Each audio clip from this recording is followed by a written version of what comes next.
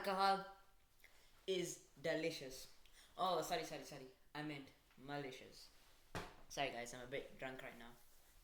Today, I stand before all of you at a critical moment in our nation's history, struggling with the prohibition policy that had harmful implications for our future. Began with good intentions and hope, but the results were unexpected and led to problems we hadn't thought of. Corruption in America reached new levels. Shockingly, many people who openly supported prohibition were secretly caught drinking. Corruption is generally a word we use for less stable countries, but now it's sneaked into our daily lives. Uptown Sinclair said that it took around $1 million a day just to keep prohibition going. But of course, the government never paid its officers. So, the officers resorted to taking bribes from bootleggers and illegal sellers. If our officers aren't patrolling the streets and keeping the citizens safe, who will? I won't feel safe anymore. I don't know about you. A clear troubling result of this policy has been the big rise in gang activities. Just a few weeks ago, the Valentine's Day murder happened. This happened when two group of gangsters met for an illegal booze trade. But of course, they're gangsters and love violence. So one side brutally shot the other while dressing up as the police. If this continues in the future, how safe will our streets be and how safe will our citizens be? Let me give you an example of more violence. Katie Nation was an elderly woman that lived in Kansas. She was disgusted by the amount of corruption she saw.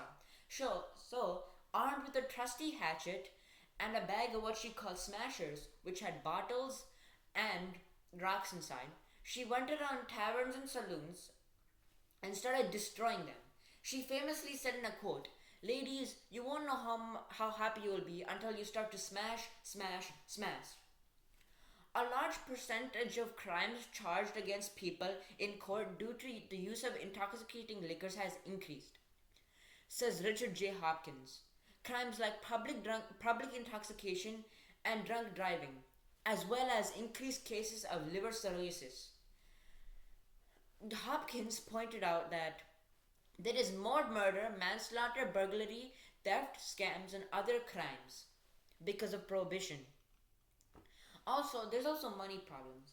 I don't know if you guys have heard, but the new income tax is going around. Before prohibition, 40% of the government's annual taxes were made from alcohol. The government wasn't going to give that up for a silly policy named prohibition.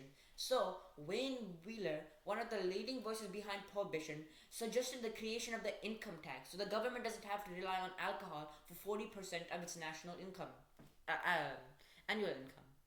So, I don't know about you guys, but I personally don't feel good about giving my hard earned money to the government.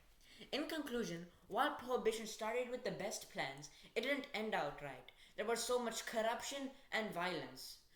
Also, the income tax. Thank you.